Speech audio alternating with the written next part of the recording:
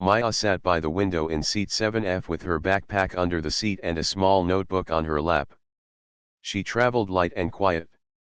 Her jacket was plain, her shoes comfortable, and her hair tied back in a simple way that stayed neat even after long flights. She liked that no one noticed her. It gave her time to watch, to listen, and to think. Outside the window the sky looked heavy, like grey wool pulled across the world.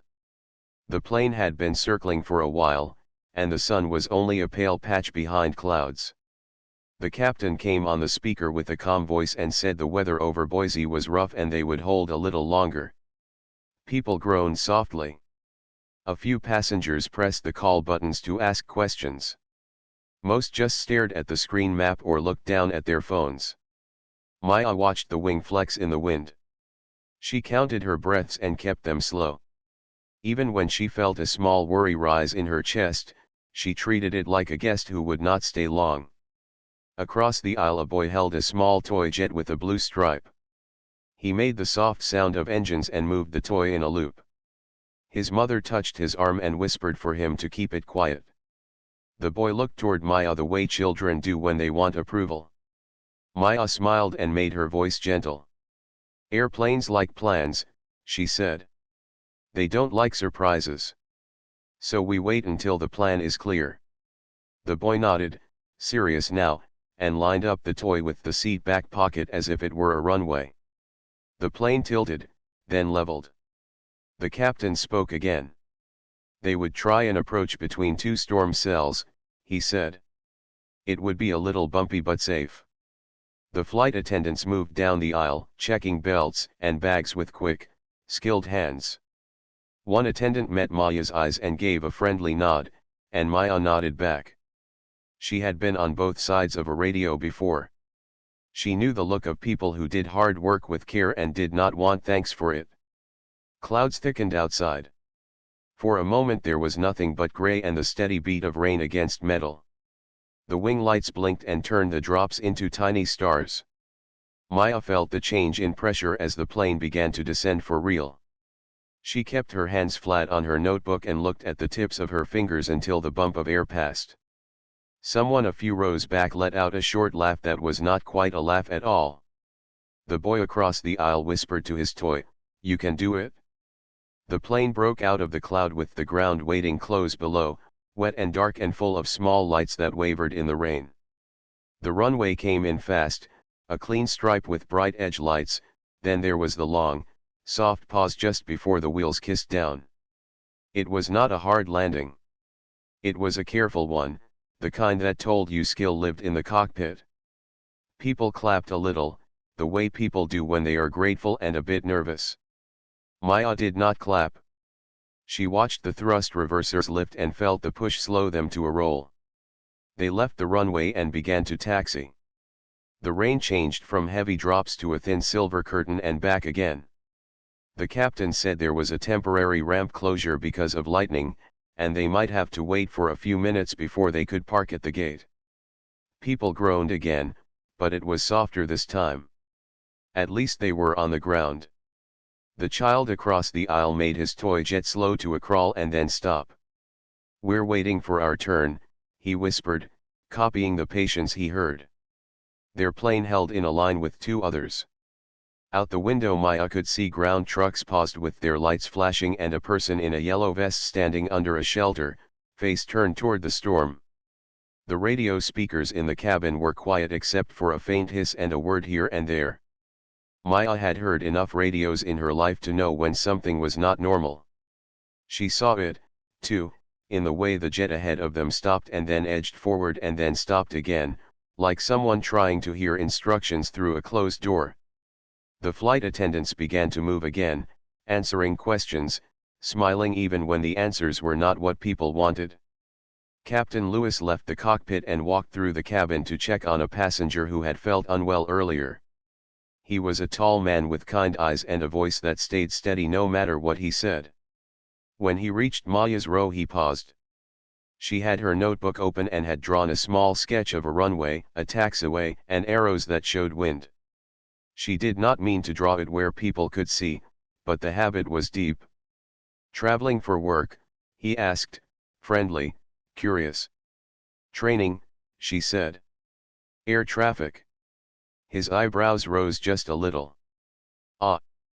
That explains the arrows. She flipped open her wallet and showed a plain card with her name and an FAA trainee badge. She did not say more.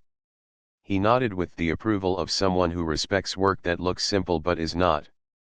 Lightning flashed again, a white sheet, and the low rumble followed a breath later. The plane rolled to the gate at last. People stood and reached for bags and then sat again when the seat belt light stayed on. The door finally opened. Fresh, wet air slid into the cabin and made everyone feel a little better. The boy with the toy jet made a tiny whooshing sound of relief. In the jet bridge a line formed and moved forward in small steps. Maya waited without fuss. She liked to be last when she could.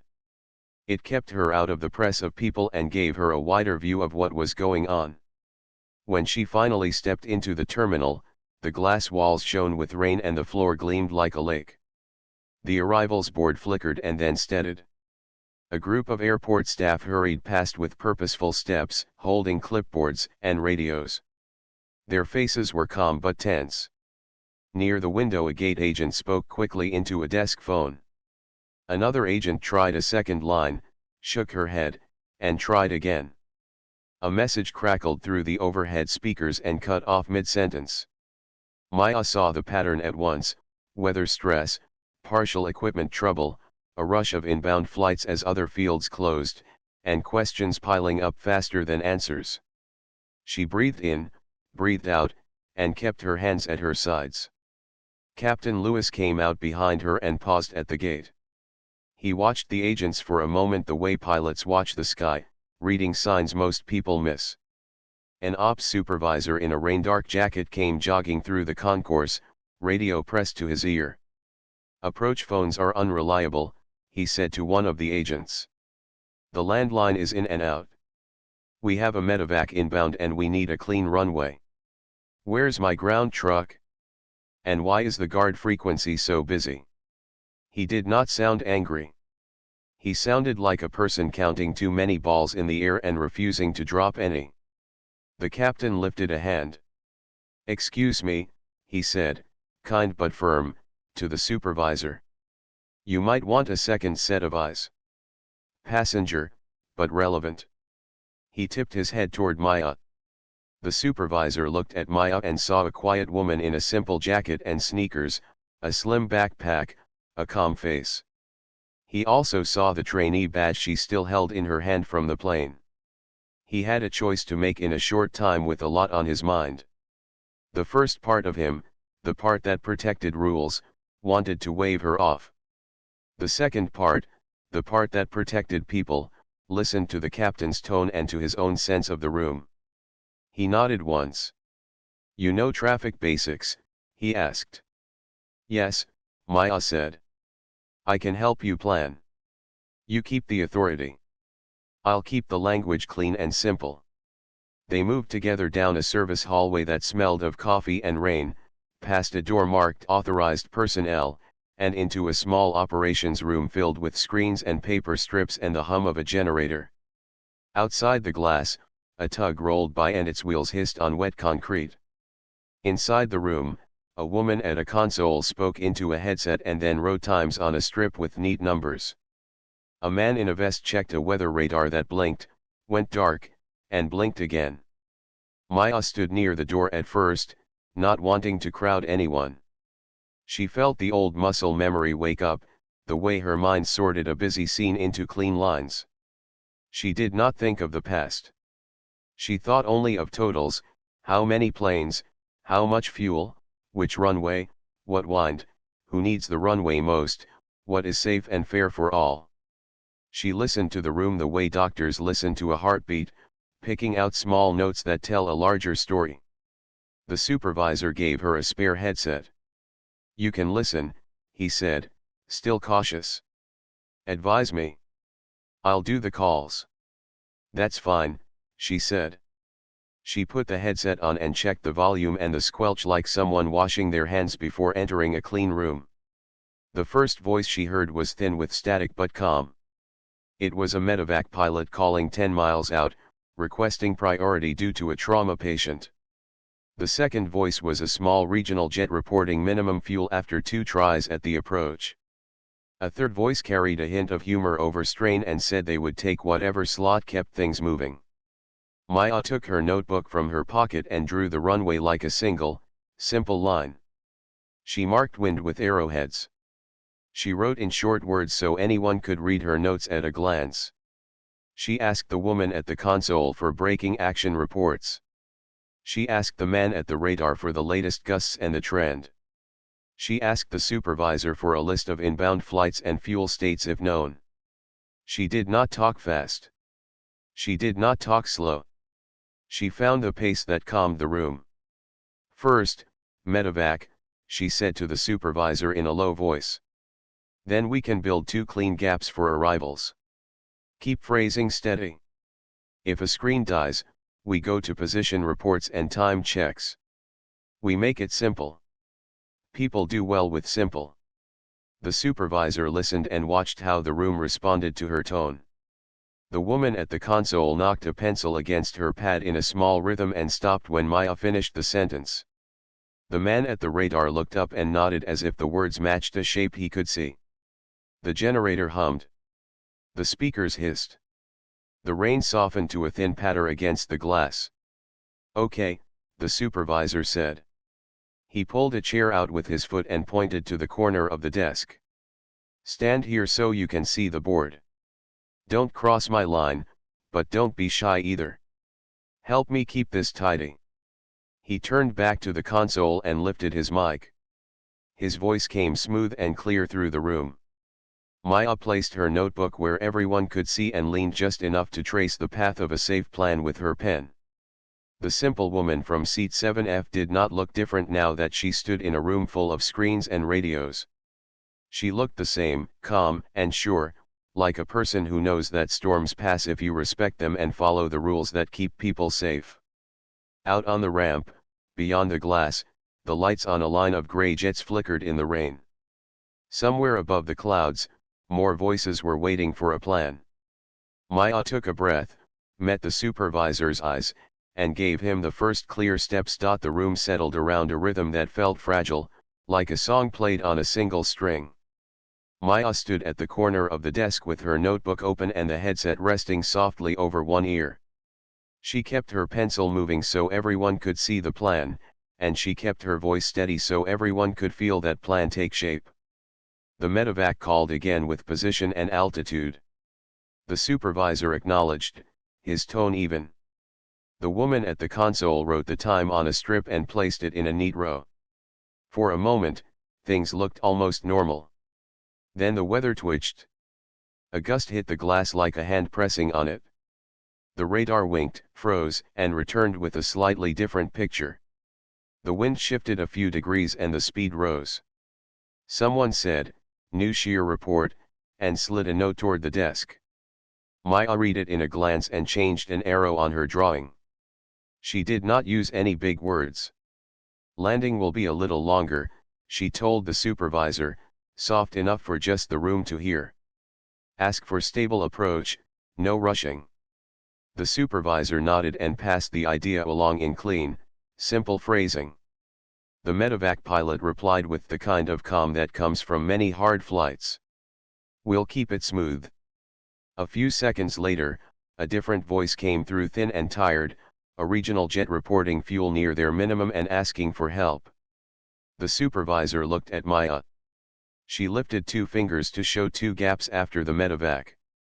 We can fit them, she whispered. But no extra turns. The man at the weather screen said the storm line would move over the field again in about 10 minutes. The clock above the door ticked loud in the quiet. 10 minutes could be a long time or no time at all, depending on how clean the pattern stayed. That was the real work today, keeping everything clean. Not heroic, not dramatic. Just simple, fair, and predictable so every pilot could see the same picture in their head. The ops door swung open and a ramper in a wet vest leaned in, breath fogging in the cooler air. We've got a baggage cart stuck near Bravo. The tow pin snapped. It's clear of the runway but close to the taxi line. The supervisor rubbed his forehead. We can't block Bravo, he said. Not today. Maya drew the taxiway on her notebook and put a small square where the cart might be. It's okay, she said gently. We'll plan turns so nobody needs Bravo for a few minutes. Ask ground to hold traffic off that corner and send a truck to pull the cart back 3 meters. That buys us room. The supervisor repeated the plan. The ramper nodded and vanished. The room's air felt warmer, or maybe it was just that everyone had been holding their breath and finally let it out. Maya took a slow breath in and let it go. She never pretended the storm was friendly. She simply refused to let it make the decisions. Captain Lewis stood at the back wall with his arms crossed, watching with a pilot's eye and a person's heart. He did not intrude. When Maya asked for a favor, can you stage an ops truck near the threshold with a light gun as a backup? He nodded and picked up a radio. His voice was not official, but people listened because care carried in it. In less than a minute, a driver answered that he was moving. The medevac called 5 miles. The supervisor cleared them with simple words and reminded everyone on frequency that priority was in effect, that spacing would be honest, and that they would advise. A small chorus of Roger came back, a steadying sound, like many heads nodding at once. Outside, rain softened then sharpened again. The runway lights looked brighter than before, as if the world had turned down everything else. Maya lifted the spare landline and put it to her other ear. The audio was boxy but steady. Approach control was passing traffic and handoffs, working hard in the same storm. She listened for gaps and patterns, and when the time was right she spoke to the supervisor and offered one sentence at a time. Ask for position and speed. Let's build a picture. He did. The answers came in like small pieces of a puzzle: 8 miles west descending, 12 miles north at 3000, 5 miles straight in, slow due to bumps, and 1 flight of 4 military aircraft holding east with fuel getting low. At the word flight, the room stirred. Military jets were not unusual here, but a 4-ship in this weather carried its own weight. The supervisor looked at Maya with a question in his eyes. She did not rush her answer. We can make room if we keep everything simple, she said. Medevac first. Then the regional jet with minimum fuel. Then we slide the 4-ship in as a group, 2 and 2 if the ceiling allows an overhead, or straight in if it drops. We keep the taxiway clear and stay ready to wave off if anything looks wrong. She tapped the page where she had drawn 3 boxes, Priority 1, Priority 2, and then a longer rectangle labeled Window. Copy, the supervisor said. He sounded different now. Not less careful, but more sure. That is what clear steps do for a person in a storm. A light flickered, and the generator coughed, and for 2 heartbeats the screens went dark. The room did not stop. The woman at the console kept writing, steady hand on paper. The man at the radar called out the last known wind and altimeter. Captain Lewis checked the window and said the rain line was now slanted, less heavy. The landline hummed. The headset crackled. Then the screens came back, one by one, the colors sliding into place like tiles after a shake. 3 miles, the medevac called. The supervisor cleared them to land and said safety vehicles were ready. The airplane came in smooth, touched down, and rolled long in the wet, then slowed, and a minute later the pilot said, clear. The room let out a soft breath, not a cheer, just a quiet thank you. Paramedics waited by the hangar. The runway was open again, and time was still moving. Minimum fuel regional, you're next, the supervisor said. The pilot read back with a voice that had a smile hidden in it. You could hear it even through the static. We appreciate it. Maya drew a small check mark next to a box. She did not notice her own hand shaking because it was not. It was steady as a metronome. She looked up and met the eyes of the woman at the console, and both women nodded once, a small shared note that said, keep going. On the landline, a new voice described the military formation, A-10s, 4 of them, east of the field, stacked in a gentle hold. The supervisor asked for fuel state and time needed. The answer came, careful, not urgent but not generous. It meant there was a window, but not a wide one. Maya drew another line below her window rectangle. She did not write the aircraft type on the page. She did not need to. The shape in her head was enough. The regional jet reported short final. A bump tugged at the radio. The supervisor cleared them again and reminded them of the wind. The landing took longer this time. Wheels touched and then lifted for a moment and then settled.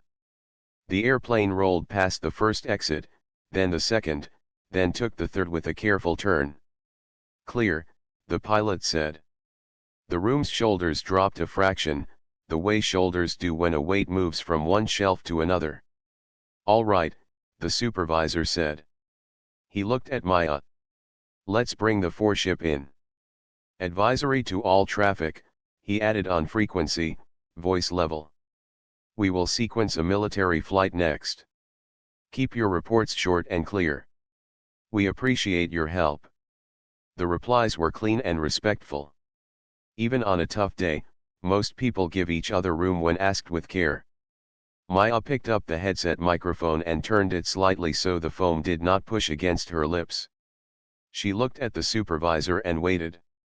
He hesitated for a second, then gave a small nod. You take the advisory, I'll retain the clearances, he said. It was the right balance. It kept the lines of authority clean while using the calm tone that was working.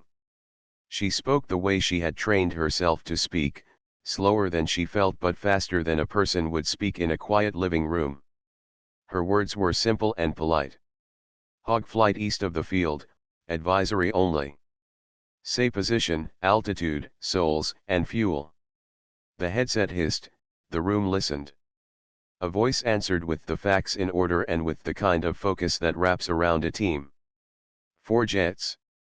Fuel not yet a problem, but not a toy either. Souls answered cleanly.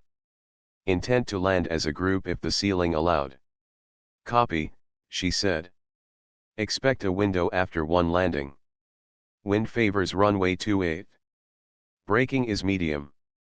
Gusts light to moderate. If ceiling holds, we can support an overhead.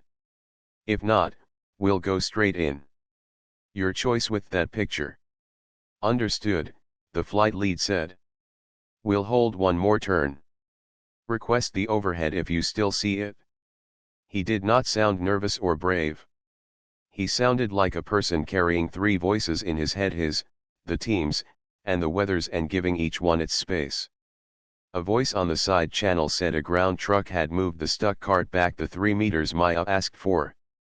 The small problem that could have become a bigger problem was now just a note on paper.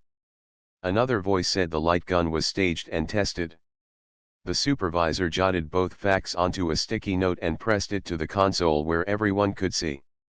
Then a small test came from a different direction. A commuter pilot called with a rough ride and said he would like to break off the approach and hold to wait for smoother air. Approved, the supervisor said at once. No fight, no fuss. That small kindness cleared space for others and kept one cockpit from feeling pushed. Maya kept her eyes on the window as much as on the screens. The rain looked thinner now, slanted like silk threads. The ceiling felt a little higher, even though you cannot see a number with your eyes. You can feel it in the way the world looks. She drew a tiny upward arrow next to the box labeled ceiling. The woman at the console smiled at that, a quick, bright look in a gray hour. Window begins in 90 seconds, Maya said quietly, half to herself and half to the supervisor. He nodded and lifted the mic. His language was exact but short. He cleared the pattern for the plan they had agreed. He reminded all other traffic to hold position and report as needed. People did, and the picture stayed clean. The room had changed without anyone saying it. When Maya first stepped in, the air had been stiff with worry and rules defending themselves. Now the rules were still there, Strong and good, but they were serving the people again. That is what rules are for. The supervisor stood a little taller. The woman at the console stopped tapping her pencil. The man at the radar rested his elbows and watched the green sweep without frowning. Captain Lewis leaned near the door, speaking quietly to the truck driver who waited with the light gun, making sure everyone felt seen. A small buzz went through the headset as the A-10 flight checked in one last time before the turn inbound. "Hog flight ready," the lead said. "We see the break in the rain." Maya almost answered with her own call sign out of old habit, the one she had not used in a long time. She did not. She kept to the present. "Your window is good," she said instead. "Expect initial, break at the numbers, mind the gusts on the downwind. If anyone sees something they do not like, speak up early. We will make a clean second pass." "Copy," the lead said. The sound of his voice carried a calm that spread like warm light through the cold room. The clock above the door ticked again. The window was here. The medevac was clear. The regional was parked. The stuck cart was moved. The light gun was staged. The weather was still a living thing, but it was no longer the only voice. The people in the room, the crews in the air, and the simple plan on the notebook had made a small path through it. "Okay," the supervisor said softly to no one and everyone. "Let's bring them home." Maya touched her pencil to the page one more time and drew a clean line from the word window to the edge of the paper. She took a breath that started deep and ended quiet. Her eyes went to the glass where the runway lights shone like beads on a string. Somewhere out in the gray, 4 shapes turned as one and pointed toward that string. The next part would ask more from all of them. But in this room, with this team, the work felt simple in the best way: one clear step, then the next, then the next. The window for arrivals opened like a door on a slow hinge. Maya stood with one hand on her notebook and one hand near the push-to-talk, not hurrying, not dragging, just breathing at a steady pace that the room began to copy without meaning to. The runway lights looked like a curved necklace in the rain. Out in the gray, 4 shapes turned toward that necklace together. "Hog flight, advisory only," she said in a calm tone that carried warmth. "You are cleared to expect initial for runway 28. Break at the numbers if the ceiling holds. Gusts are light to moderate. Braking is medium." A quiet hiss filled the headset, then a voice answered. It was strong but friendly, the kind that belongs to someone who has guided people through hard weather before.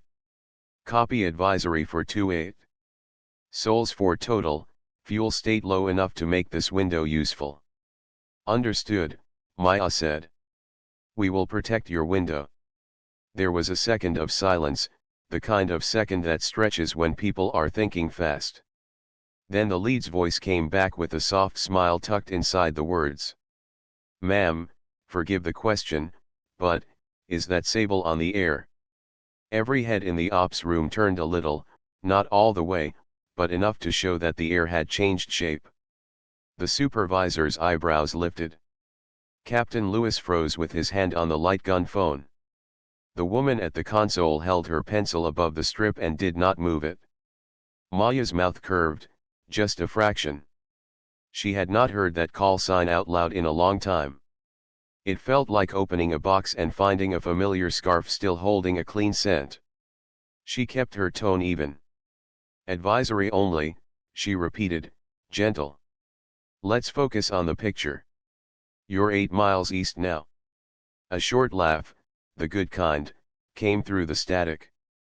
"Yes, ma'am. 8 east, descending 3,000, ready for initial." The supervisor leaned closer and whispered, "You trained them." His voice held curiosity, not doubt. "Some of those voices," she said, eyes on the glass.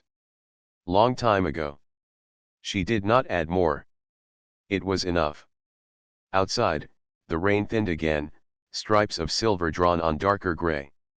Inside, the plan that lived on her page looked like a small city: runway line, wind arrows, exit marks, and tidy boxes labeled with call signs and times. She slid her pencil down one line and tapped twice. The supervisor took the cue and made the formal call in simple, clean words. The balance was good, he kept the authority, she kept the rhythm. Other traffic kept the picture honest. A commuter asked to hold, still waiting for smoother air. A cargo turboprop reported 12 miles out and happy to delay if it helped. A training Cessna on the edge of the pattern called in with a clear voice and offered to remain clear of the area. "Thank you," the supervisor said. "We appreciate your help today."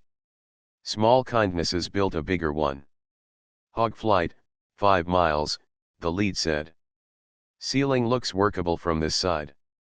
Request overhead." Maya looked at the ceiling with her eyes even though she couldn't measure it that way.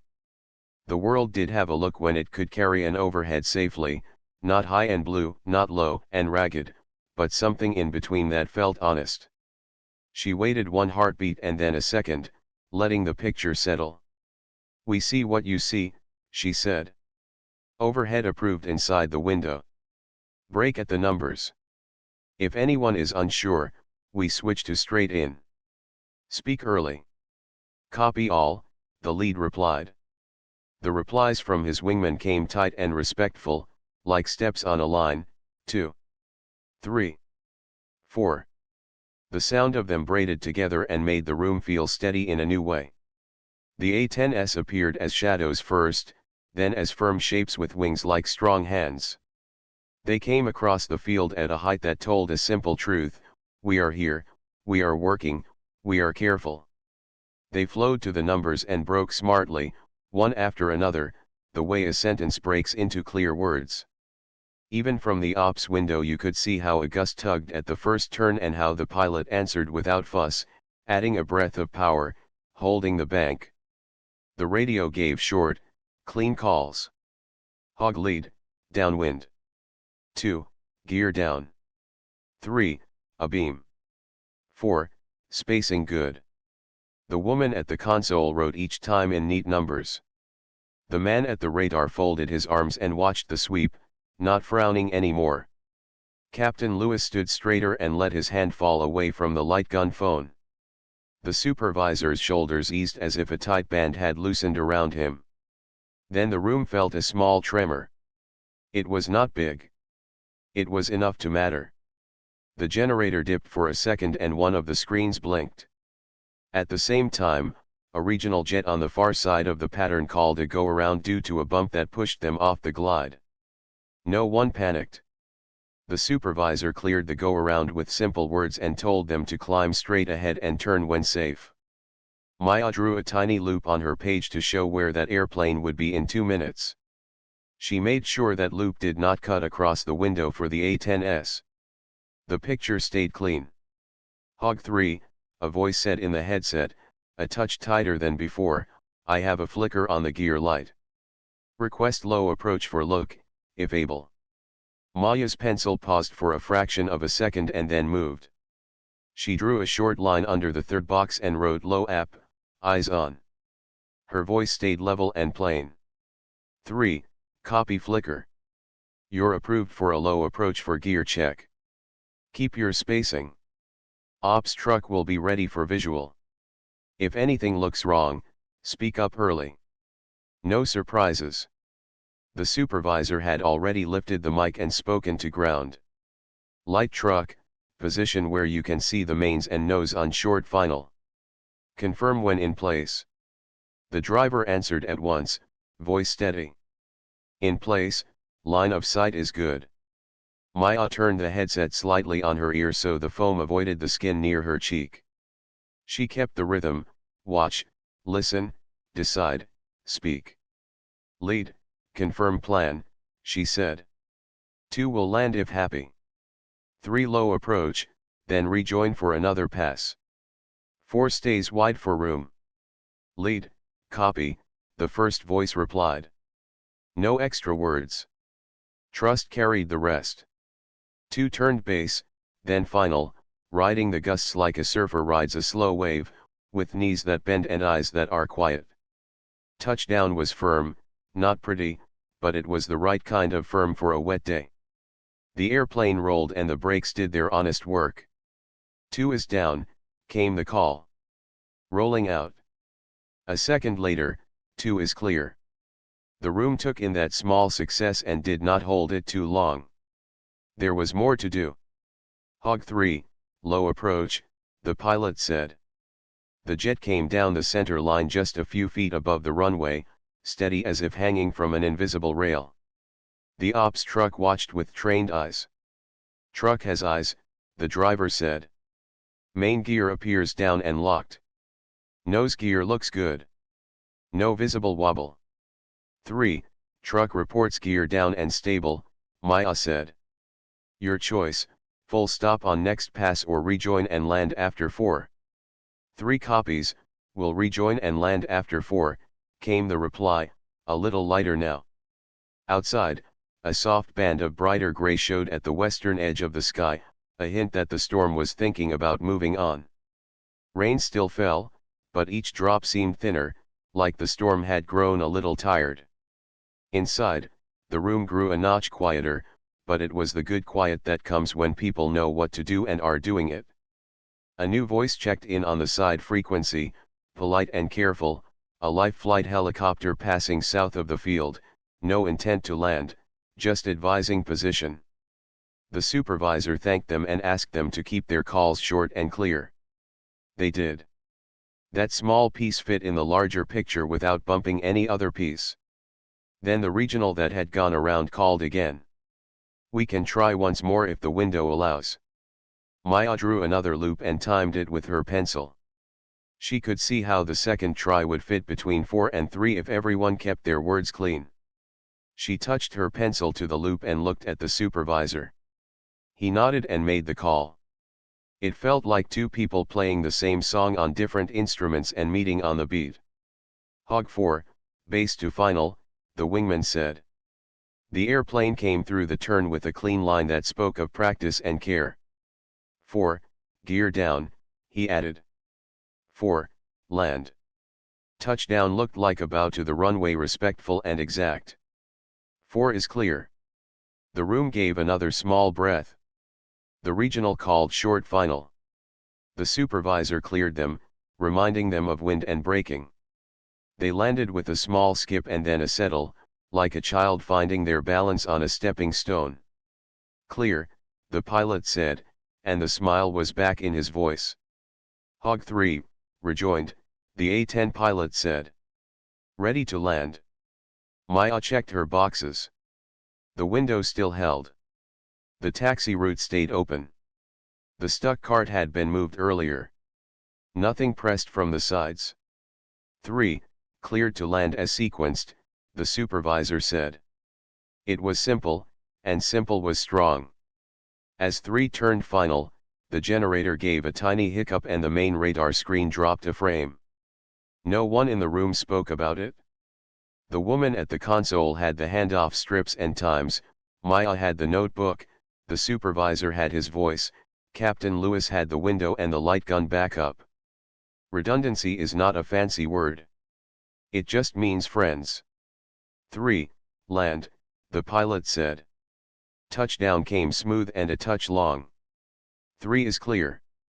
The room's mood changed again, not to celebration, but to a grounded kind of relief that keeps people honest. The lead was last. He came down in a clean arc that spoke to the younger pilots watching from somewhere else. Lead is down. Lead is clear. They were all on the ground now. They still needed to taxi, to park, to let the engines sigh to quiet. But the hardest part of the window had closed behind them with no dents in it.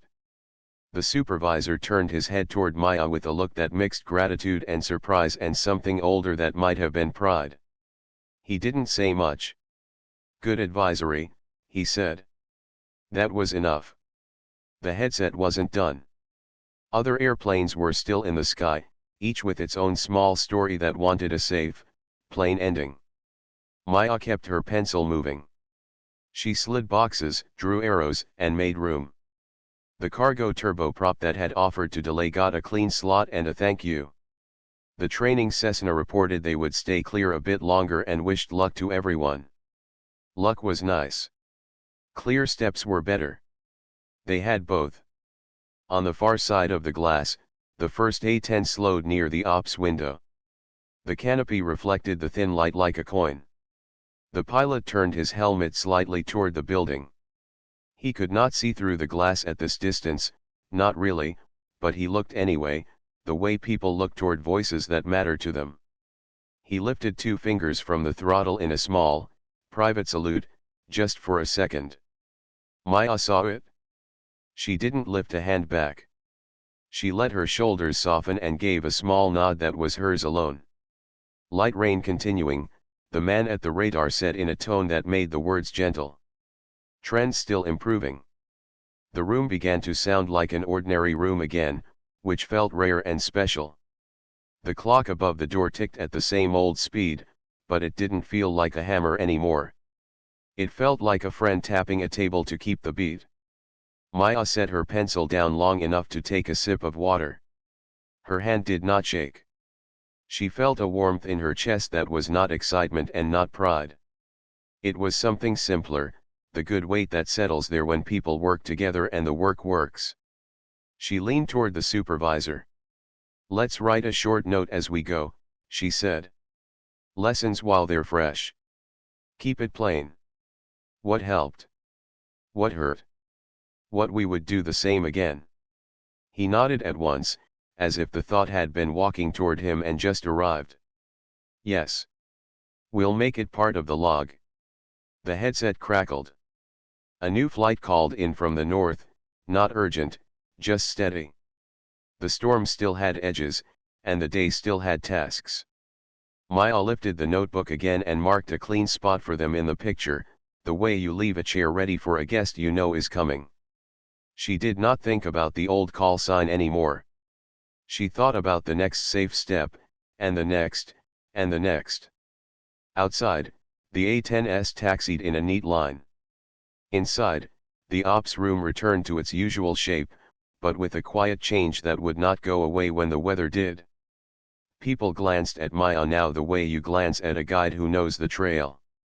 Not expecting her to carry them, not asking for a speech, just trusting the simple voice that had helped them find the path. The window that had seemed fragile earlier now felt like a door that could open again if needed. It had good hinges. It had people who knew how to turn the handle. And while no one said it, the room understood a shared truth: storms come and go, but a calm plan, spoken in clean words, can make a safe place even in the middle of one. The room felt lighter for a few minutes, like a window had been opened to let in air after a storm. The A-10s were on the ground, the medevac was safe, and the regional jets were parked where they needed to be. People moved with easier steps. Pens clicked. Radios sounded normal again.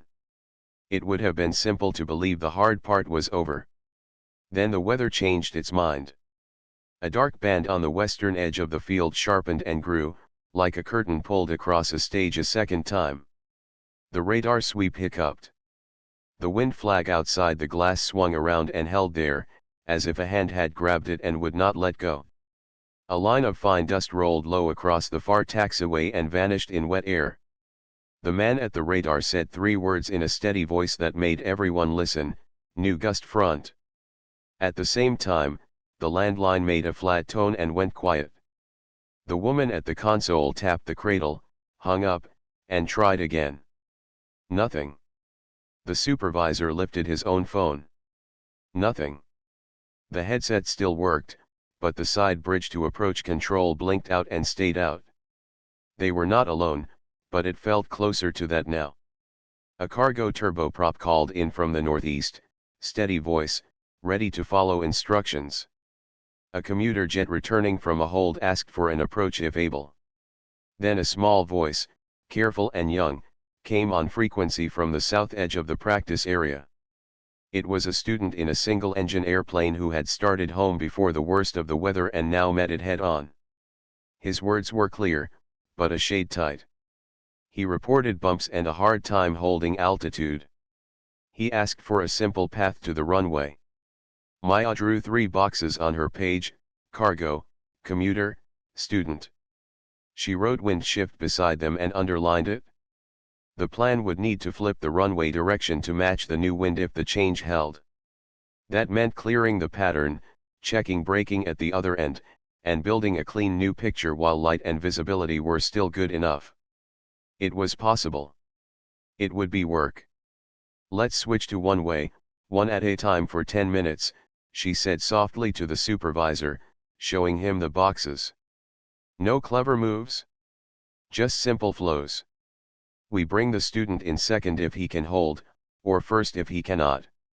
The supervisor looked at the new windsock and then at the dead landline and then at the headset panel, where two small lights flickered in a way he did not like. He rubbed his forehead with the back of his wrist. We may lose the main radio if the generator stumbles again, he said. He did not sound afraid. He sounded like a person who knew exactly how many tools he had left in his bag. He made the call to flip the runway. His voice was smooth and clean. The commuter read back with care. The cargo turboprop agreed to extend for spacing. The student pilot said, "Thank you," in a whisper that made everyone in the room want to help him more. Then the other shoe fell.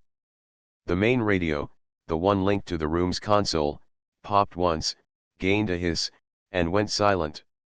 The woman at the console lifted her hands off the panel like a surgeon stepping back from a table. She checked a second box and a third.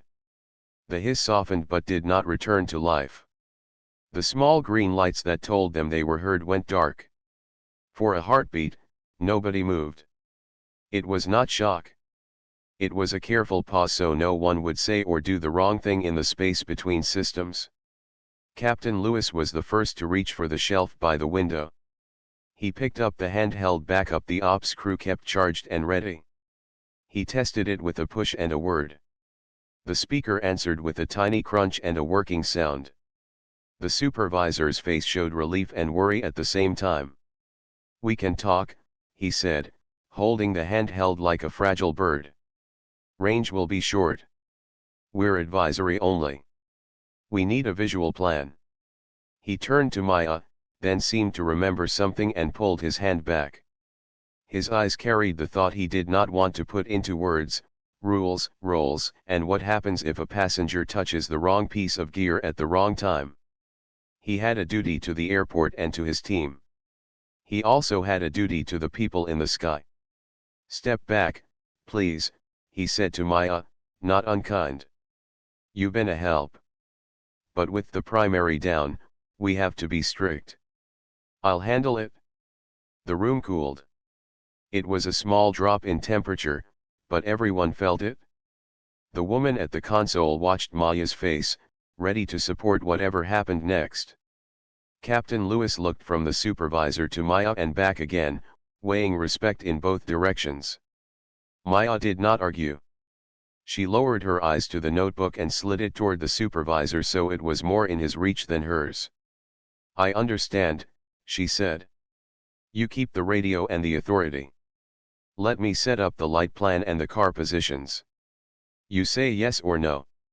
I'll write every step on the log so nothing is hidden." The supervisor hesitated. The handheld crackled with the commuter's voice asking politely for an update. The student called again, a shade tighter, letting them know he was south of the field and feeling the bumps. The cargo turboprop said they could wait, but not forever. The wind held its new direction like a decision. "Do it," the supervisor said at last. "But you don't speak a clearance." "Not one." "Agreed," Maya said. She turned to Captain Lewis. "We'll use the light gun for final stage signals if we need them," she said. "Steady green means cleared to land when the runway is clear. Flashing red means go around. Get the truck at the new approach end. We'll stage a second truck near the midfield to watch crossing. We keep the runway strictly sterile." Lewis was already moving. "On it," he said, his voice quick but calm. He reached the driver on the radio and spoke in short words that made action simple. The driver confirmed and started to roll. Maya faced the glass and used her notebook as a small command board. She drew the flipped runway and marked two big X's where she wanted eyes, one at the threshold, one at midfield. She wrote the student's call sign in a box that she shaded lightly with her pencil, a reminder to herself that he would need plain language and more time between steps. She looked toward the guard ramp where the A-10s had parked. The lead jet was already shut down.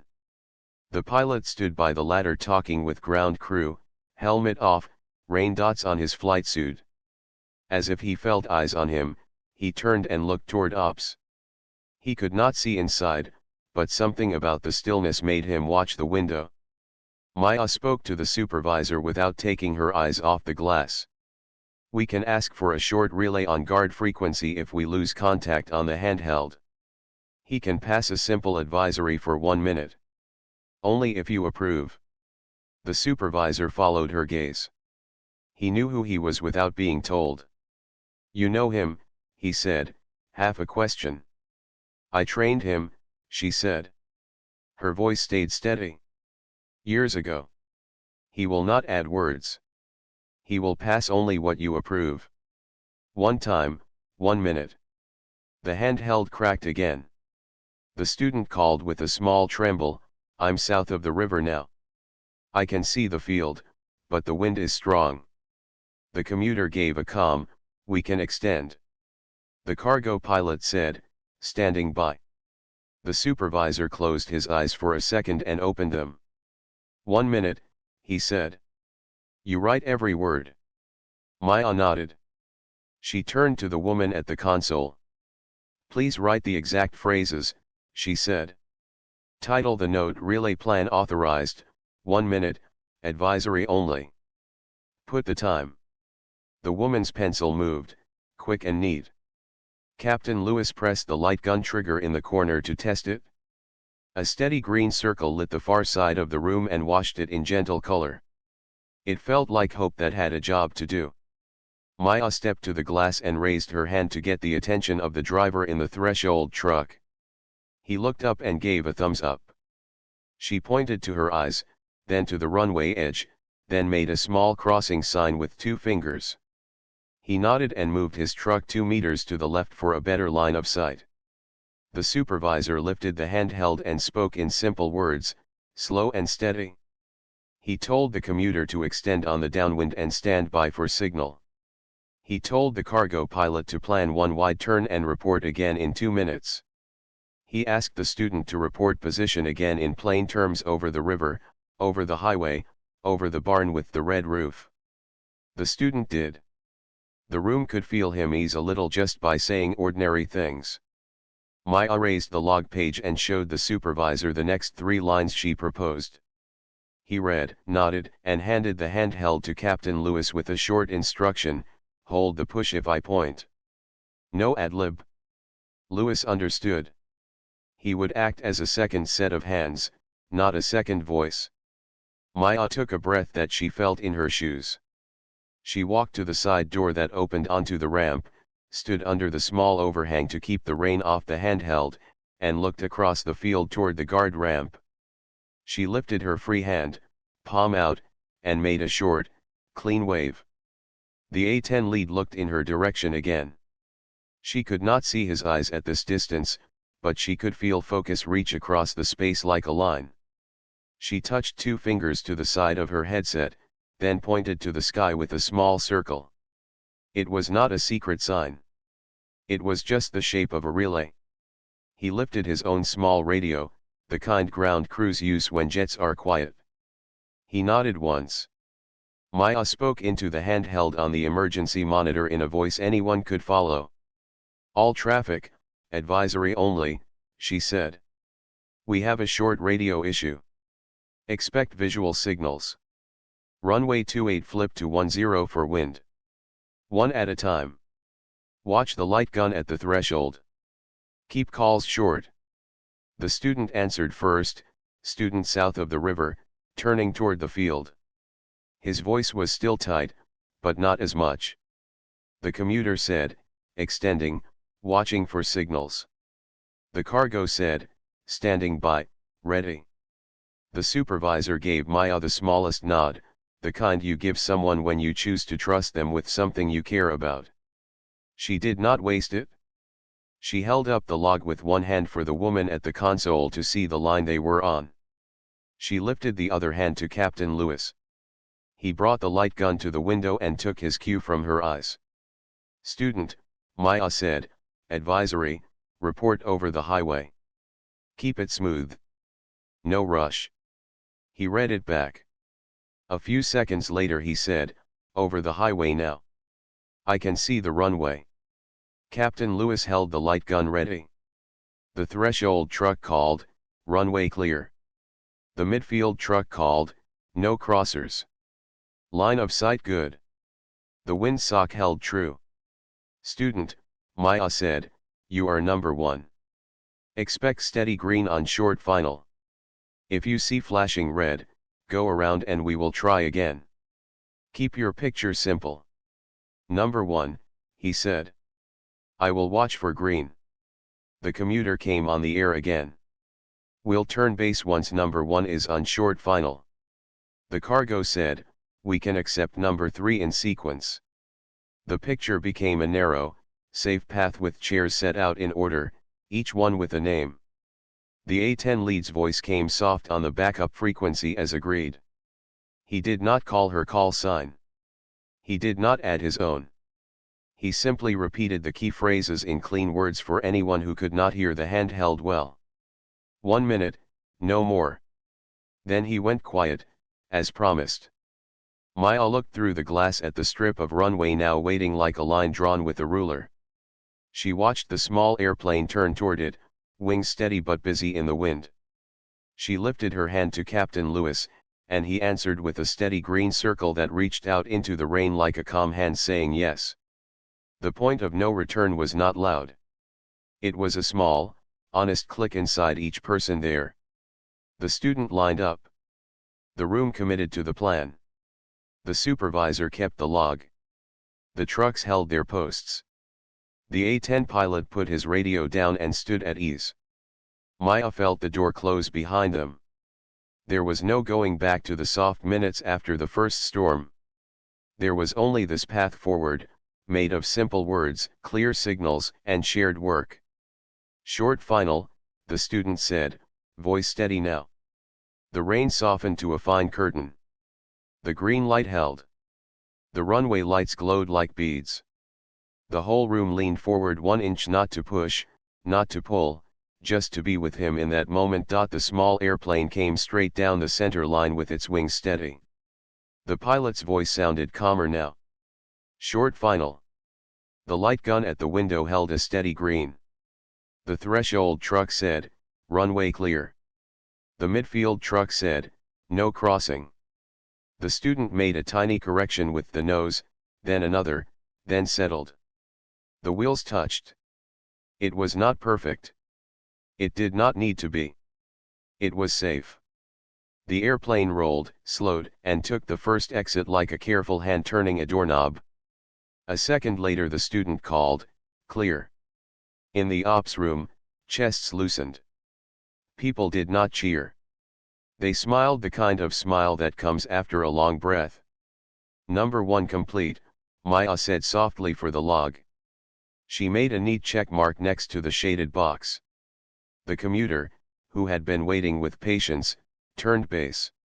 The supervisor kept his voice low and easy on the handheld. "Continue. Watch for signal." Captain Lewis raised the light gun again, ready to help the last few steps if the radio faded. The commuter lined up, rode one little bump on short final, and touched down with a firm, honest roll. "Clear." Another check mark. The cargo turboprop came next. They had waited without complaint and now fit into the clean path the team had made. Their landing was smooth like a quiet sentence said in a safe room. "Clear," they said, and you could hear the smile in the pilot's voice even through the small speaker. As if the storm knew it had lost the main fight, the wind backed off a little. The rain thinned to lines, then to dots. The gray over the city lifted a hand. Lights around the field looked less sharp and more normal, the way lights look when the sky stops pressing on them. The generator, which had carried them like a tired but loyal mule, gave one deep hum and then settled. A row of small green lights blinked back to life on the console. The landline clicked and rang, and a voice from approach control came through, thin but steady. "Ops, approach back with you. How do you hear?" "Loud and clear," the supervisor said, and the whole room seemed to sit down inside their own bodies again. He looked at the hand held in his palm with a feeling close to affection, then set it carefully on the desk, like a tool that had done its job well. "We'll close the relay note," Maya told the woman at the console. "Mark the time." "Add radio restored." The woman wrote it at once, neat as ever. "Approach past a short update on traffic. Nothing urgent now. Just regular work returning to its regular pace."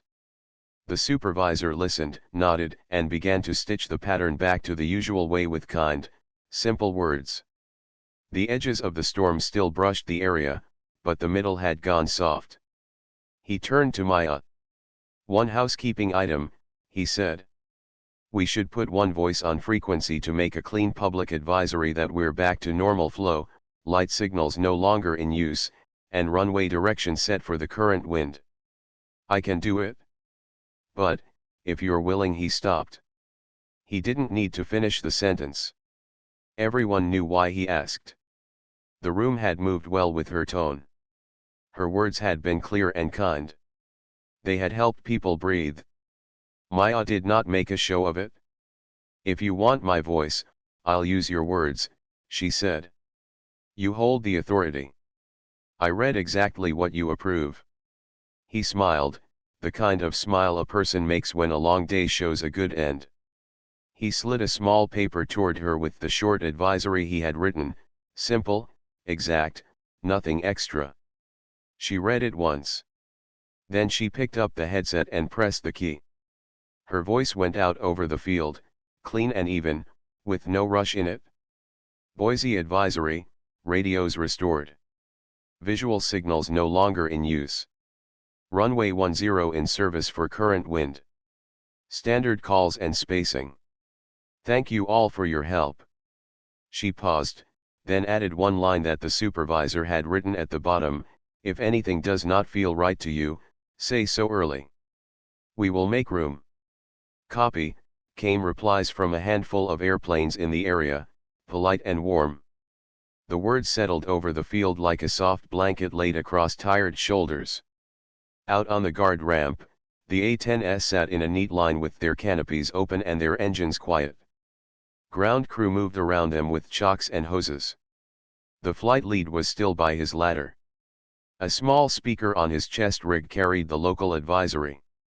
When Maya's voice came through clear again on the real radio this time, not just a handheld, he turned his head. He knew that voice. He had known it years ago when it taught him to stay calm and to make clean plans in dirty weather. He looked toward the ops window again, even though all he could see was his own reflection in the glass. He raised his right hand to the side of his helmet and gave a long, exact salute. It was not for show. It was for respect. His wingman saw him and did the same without needing a word. For a moment the four of them stood like dark figures cut out against the pale light, their hands steady at their brows, their shoulders square. Ground crew paused. A ramper looked up. The threshold truck driver saw it and sat very still, as if not to break the shape of the moment. Inside the ops room, a few people at the window saw the movement on the ramp and went quiet. Captain Lewis stood with the light gun at his side like a lantern that had done a good job.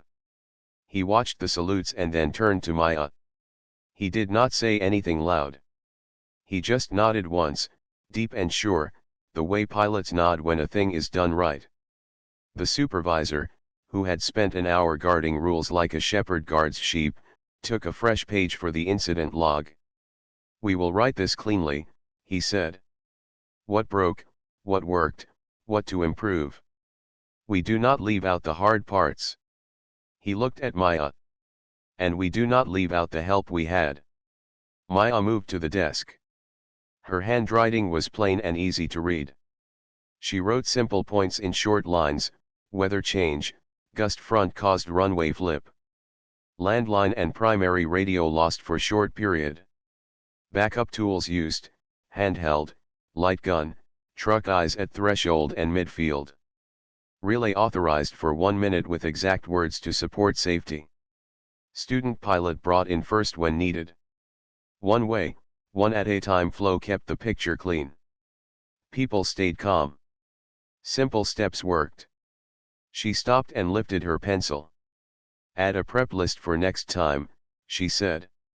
When storms are near, pre-stage the light gun, check truck positions, and write a short runway flip plan on a board before we need it. Good, the supervisor said. The woman at the console added a line about printing a small card with the light signals to keep near the window. The man at the radar suggested a battery check alarm for the handhelds at the start of every shift.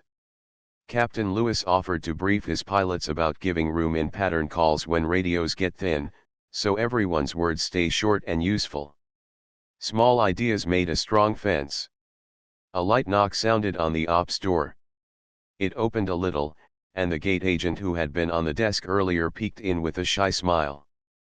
By her side stood the boy with the toy jet. He held it up like a flag. "We saw the green light," he said. "Was that you?" "It was all of us," Maya said, and she crouched to his height. "We had a plan, and we followed it." The green light just said yes to a good plan. The boy looked toward the window and then back to her face. "My plane likes plans," he said, as if reminding her of something she had told him once. She nodded. "So do I." The gate agent thanked the room in a low voice and closed the door. The boy's footsteps faded down the hall, light and cheerful. Work did not stop. It changed back into regular steps. The cargo turboprop requested a gate. A small jet asked for pushback time. A crew on the far taxiway wanted to cross. The supervisor and his team handled each thing with the same plain tone they had used in the storm, only now the rhythm had more ease in it. The room had learned something and kept it. On the ramp, the A-10 flight lead walked toward the side of the building with a ground crew member. He did not try to come into ops. He knew lines and how to respect them. He stood in the rain shadow under the eave and looked up at the glass. Maya stepped closer to the window so she was plain to see. He lifted his hand again and gave a smaller salute, almost a wave, then tapped 2 fingers to his helmet and pointed at his radio. She understood. He had heard her. That was enough. Captain Lewis came over with the light gun now resting in its rack. "We owe you a coffee," he said. "Or a dozen." She shook her head. "We owe each other honest notes," she said, smiling. "Then next time will be easier." The supervisor signed the bottom of the incident log and passed the pen to her. "Will you add your name?" he asked. "You don't have to add titles. Just your name." She wrote Maya Park in small, clear letters. Nothing more. A half hour later, the storm was only a story in the distance. The sky began to open in the west. Sunlight came in thin sheets, then in a wider band that made the wet concrete shine like new glass. A row of tail fins on the ramp caught the light. The A-10s looked like sturdy tools laid neatly on a bench after hard work. Out by the gate, the boy with the toy jet pressed his face to the glass and made a circle with his free hand, the shape of a safe return. Maya took off the headset and set it down. She slid the notebook into her backpack. She thanked the team one by one, not with big words but with warm eyes. The woman at the console squeezed Maya's hand for a second, then went back to her strips. The man at the radar tapped the screen with a knuckle and said, "Green all around." Captain Lewis walked her to the door. The supervisor, who had found it hard to let a stranger help, raised his palm in a small, respectful wave. "You kept it simple," he said. That helped. She stepped into the hallway. The carpet muffled her steps. The terminal sounded like a terminal again, rolling bags, quiet voices, the soft beep of carts backing up. She passed the row for her flight's gate, where people were already lining up for the next leg. She could have told them about wind and plans and tools. She did not need to. She found her seat assignment on the screen. It was the same as before. 7F. She paused a moment at the window before boarding. Out on the ramp, the A-10 lead stood by his jet again. He faced the building as if some part of the day still asked for his attention. She lifted her hand just enough that he would know she saw him. He lifted his in reply. It was not a long moment. It did not need to be. Then she moved with the boarding line, quiet and ordinary again. The world around her had already slipped back into its usual shape. But the people who had been in that room would remember. They would remember how a calm voice made a path. They would remember the green light, and the clean rules, and the way hard work looks when it is done with care. And somewhere on a ramp in the soft after rain, 4 pilots would remember a teacher's voice coming over the radio, and they would raise their hands in salute not because of rank, but because of respect for simple, steady words that brought everyone home.